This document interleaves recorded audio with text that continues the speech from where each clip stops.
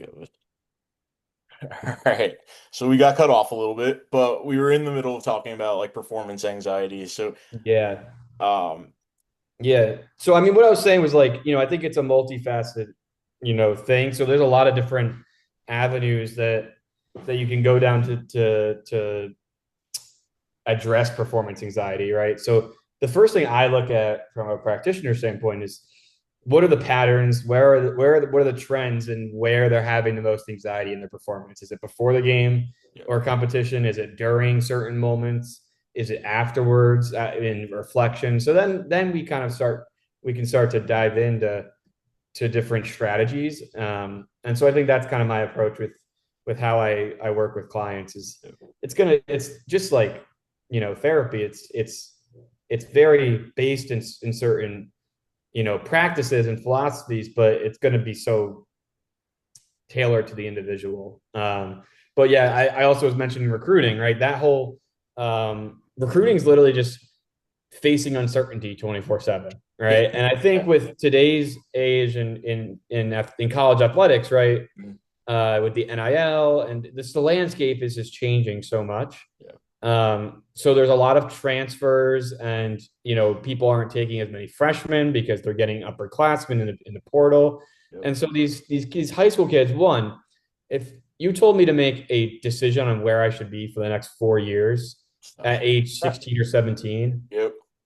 that's a really tough decision, right? And so I think we're tasking these athletes with a lot, Mm, and they just really want to be able to focus on playing in their high school games. And yeah, but there's just a whole different wrinkle to it when you start getting recruited. So yeah, a lot of what I do is also when I work with a lot of high school athletes that are looking to play at the next level is one, getting them to understand what it takes to play at the next level and what that life entails, because yeah. it is everybody loves the idea of being a college athlete, Right. but a lot of people don't realize what that life entails and what it means, right? And what it means at different levels, Mm. different divisions. So, working with their parents and uh, their athlete, their kid to understand kind of what that means and what it would entail is also important before they start going through that whole entire recruiting process. Yeah, I mean, my brother was a high school football player. He played at one of the Catholic schools in New Jersey, which is like, Mm-hmm. the Very Catholic schools good. is yeah, Yeah. yeah, Where yeah, did he yeah.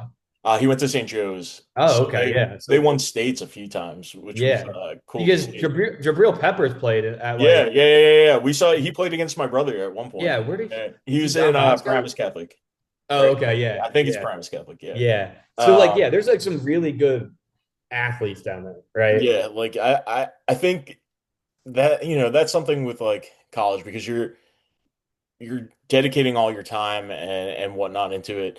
And but if you don't hit like the certain height, the certain It's weight, like crazy. there is like You don't make the mark, yeah, regardless of yeah, how hard you work, right? And yeah, that's part. I think that's a tough pill to swallow for athletes. But when they're getting recruited, right, it's like now when they go into the game, they're not just playing for their team, they're not just yeah, playing for themselves. mhm, They're playing for so they have an external motivator yeah. of having to play well, another additional pressure. So it's just a lot. Then there's also like the reality too of like not everybody's gonna make it to the NFL or NBA or MLB, whatever it be, and like kind of coming to terms with that, like because that's whole Totally. part of like the acceptance process and like Yeah. something that you gave your all for your entire Yeah. life, and then There's a huge identity portion in yeah, there. yeah, I mean, we see it with retired athletes, but like especially the majority of people that aren't going to play professional sports, right? It's like 99% people aren't going to do that, right? And so maybe even more, right? So I think like um just understanding, and it's a tough position to be in as somebody with like a mental performance consultant, because you don't want to like say like, hey, you're not going to do this, right? Let's right, be honest, yeah, right? yeah, Because like I'm never going to shout, but like there is an aspect of being realistic mm, and understanding that like, hey, if this doesn't work out, our identity is not rooted in this outcome. And right, so that's kind of more my work is like, hey, I believe in you and I'm all for you chasing your dream, but whether that dream is accomplished or not, your identity is in the hard work you put in and the qualities that you develop during that process, and not whether the outcome occurs. yeah. No, I agree, and that's like a And good the way. same goes for Yeah, any anything. Yeah. individual, like even developing a exercise routine, Yep. right? Like is, hey, or if they're trying to lose weight or if they're trying to gain weight, whatever it may be, right? Like your identity isn't tied to the number on a scale or the outcome of hitting a PR in Mhm. a deadlift, right? Yeah. Your Yeah. outcome is tied. Your identity is tied to the work you put in and Right. the development of your character throughout that process. Hmm. No, I agree. I've seen it. I mean, for me, it's just more recently been school and like kind of like having to separate this identity of like, in high school I was straight A's and whatnot. Mm-hmm. And like as I got older and things like depression and anxiety started Yep. becoming more real, school kind of took a back seat and Right. it was tough because I went into these programs thinking like, oh, I'm going to get all A's, Yeah. and it was a big reality Yeah. check, It's probably, yeah, I'm Yeah. sure. I mean, Um, like, it's just it's just we set very unrealistic expectations for yeah, ourselves too. yeah, and it is very hard to like get out of that mindset. So, um, that's cool that you kind of get to do that experience with like Yeah. separating that for athletes. One of the things that I thought was interesting was like you made on your Instagram, you talked about like how we always warm up our bodies, but not our mind, and how like, intent, breath, and trust. Yeah.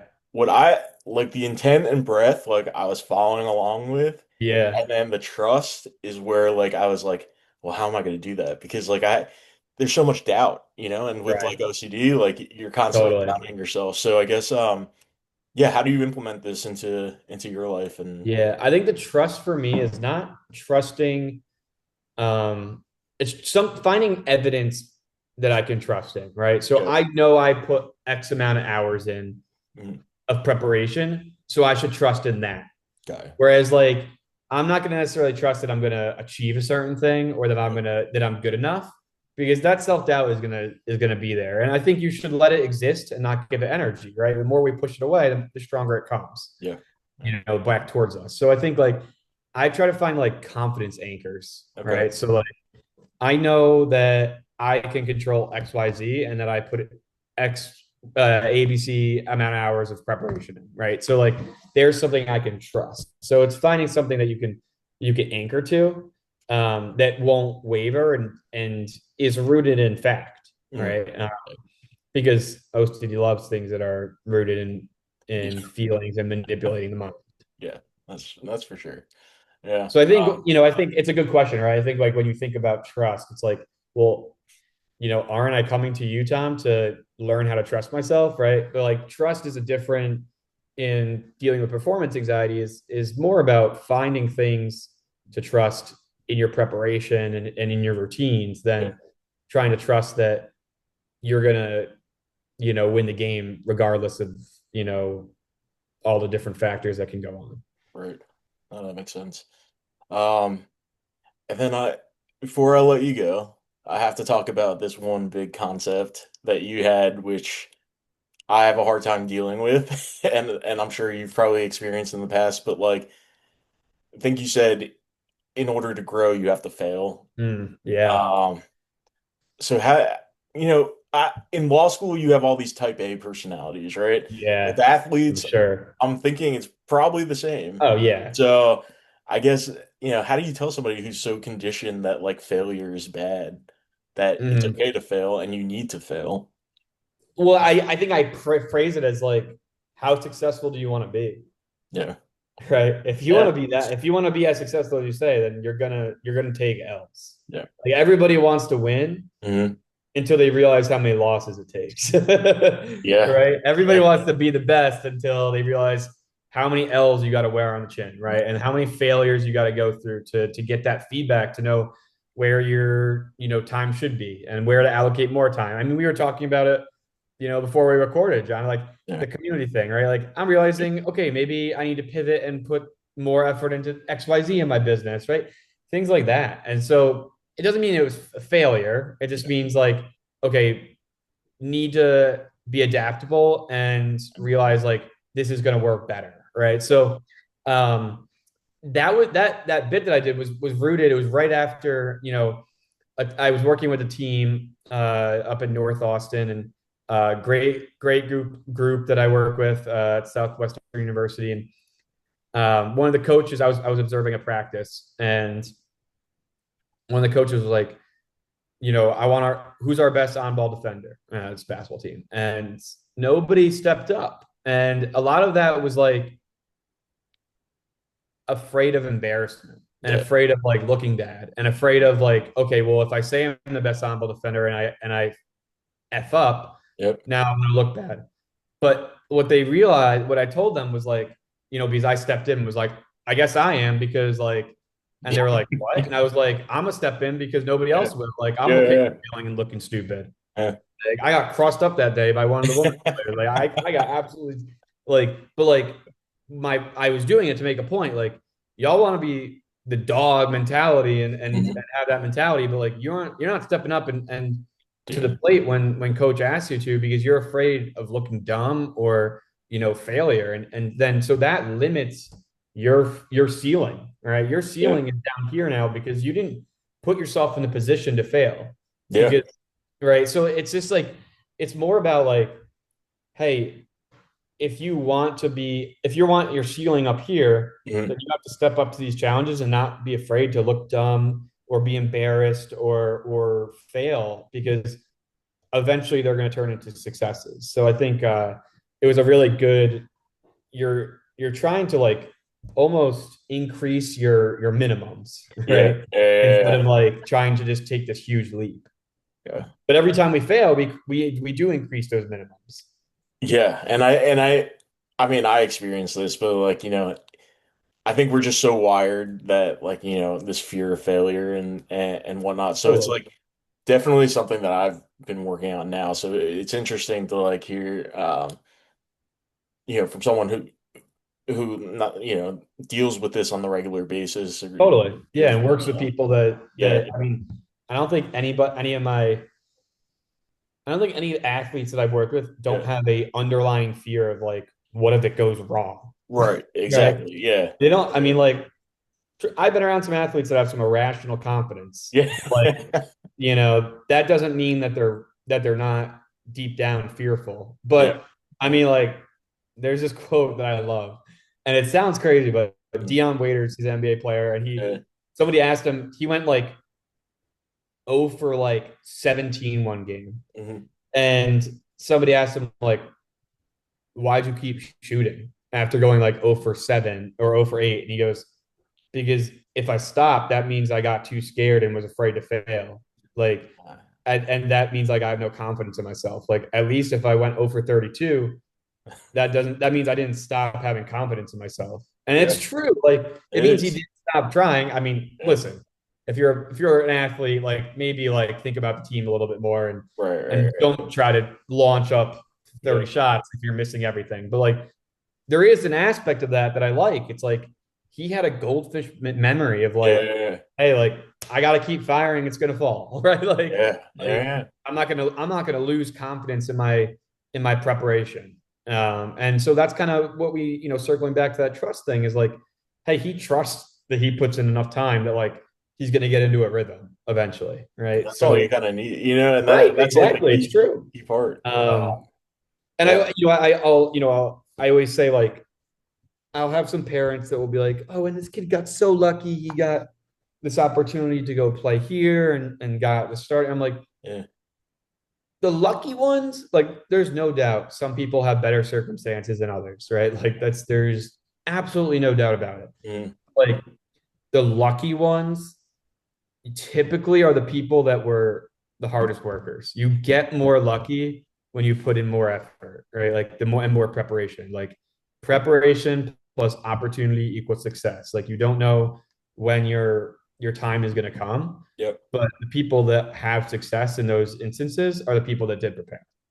Yeah, and I think it goes back to our conversation with like failure too. Like even if you did prepare and you're in this mentality of like doing well and you somehow fail, it's still like a lesson of like I A guess hundred going percent. forward. A You're hundred still percent. You're growing. still getting valuable feedback Yeah. for the next time where you're gonna be in that instant again. Yep.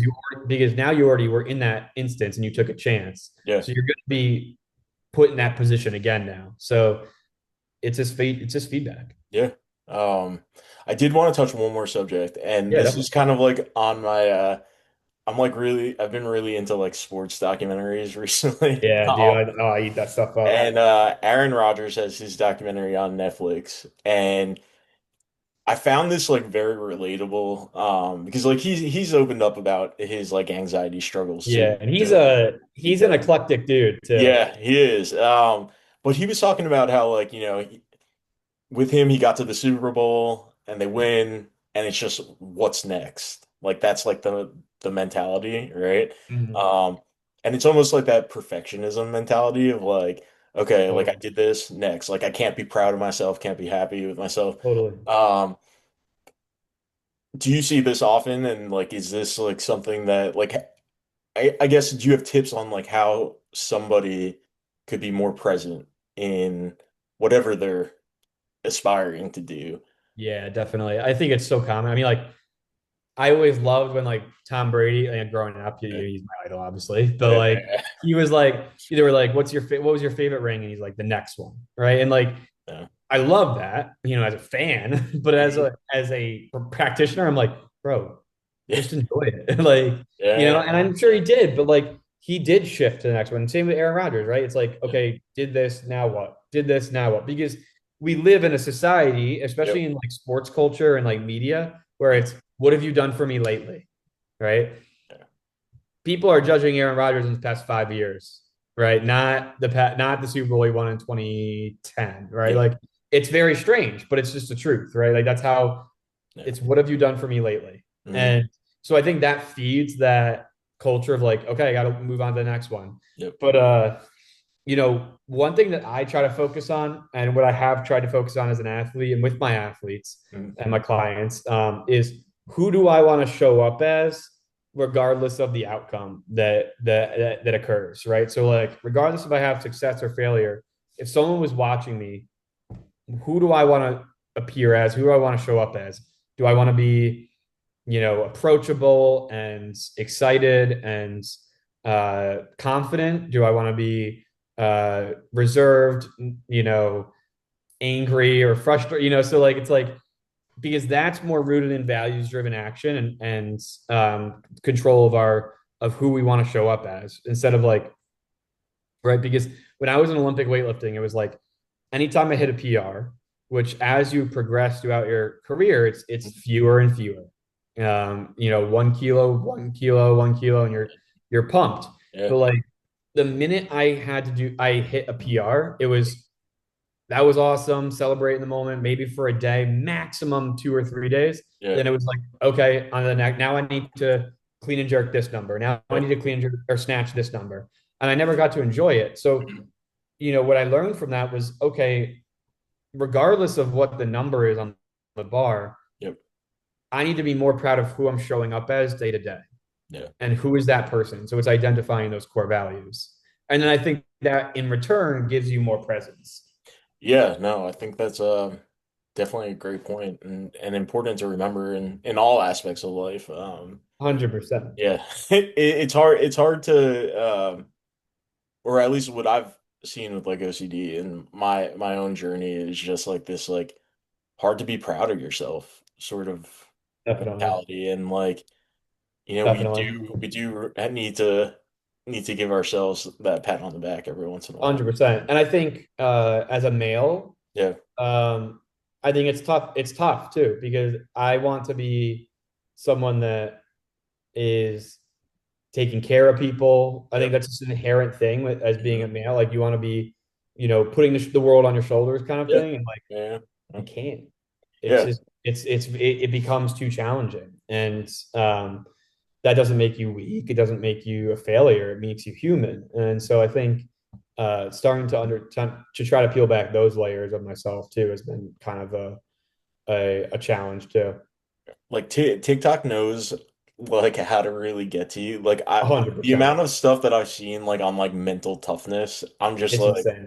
I'm like, I can't watch Dude, this. I can't anymore. You It's know? like I like get to the point where like I've like muted so many different Yeah. accounts and stuff because like and like I'm very very selective with with what I follow because Yep. like I what you like not just what you eat and what you drink, but what you consume in all facets is really what makes up your day-to-day mindset. And Yep. so I think it's just so important to do an audit once in a while of like, what am I following? What am I looking at daily? Like, Yeah. because some of it can be helpful, but some of it can be just super toxic and super harmful. Yeah. And adding to Oh adding God, to things that's already there. totally. And I think that the proud thing that you mentioned is Yeah. that's also really prevalent for me is like there's always someone that's done what I've done. Mhm. And so like I'm sure in grad like in you just graduated law school and it's a tremendous accomplishment, but it's like your mind goes, oh well, people have done that before, Yeah. right? There's a Yeah. billion lawyers in the Yeah. world, Yeah. right? Oh, if I Yeah. pass the bar exam, one of the biggest accomplishments an academic can have, but other people have done that, right? So it's the same thing for me. It's like, oh, well, I got my CMPC licensure. Oh, but there's 1,000 of those people. Yeah. It's just like you're automatically there's always someone that's going to be above you. Yeah. Yeah. Yeah. It's true. I mean, yeah, I remember like graduation day, like just being like, okay, I'm graduating. Whatever. Like I'm Let's go. glad this is over. Yeah. Like, yeah, like I mean, like it wasn't like there wasn't that like proudness that you should have, like being like, okay, Right. I just worked full time, went to school at night, and dealt with OCD. Literally. Yeah. And yeah, I forget that because you see everybody else around you and it's just so easy to compare and want to be the best. Even though the Yeah. reality is that you're just trying to survive, man. Right. Right. Right. Um, Yeah, but totally. but thank you, Tom, for being with us. Do you want to plug your website? I don't know where Yeah, people yeah. find your information. Strugglingthestrength.com has all my resources. If anybody wants to reach out, they can find me there or on Instagram at S2S_Smalls.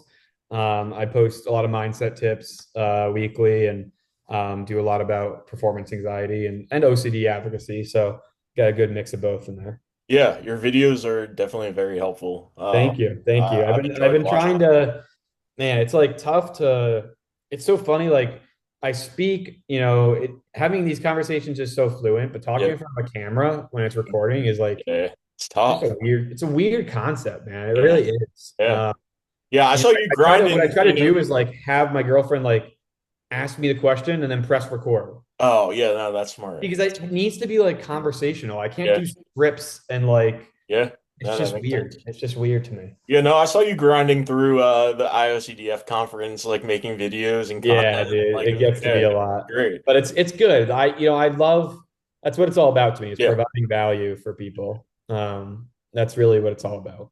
yep. And for anybody else that's tuning in next week, we are going to end our series with Justin Hughes, who will be A great speaking person to end about. with. Yeah, I'm excited to meet him. I think I saw him at the conference, but I didn't get to officially meet him. Yeah, you Uh, got actually pretty lucky. We got lucky having being able to sit down yeah, for dinner yeah. at one point because that rarely happens. Everybody's moving, I feel It's like. crazy. Uh, but yeah, but Justin's gonna be speaking about OCD and faith, and Nice. OCD Game Changers is going to be hosting Giving Tuesday. We're gonna go live on Instagram, and you know, OCD Game Changers is a nonprofit, so any donation helps, and you'll be able to get content like this.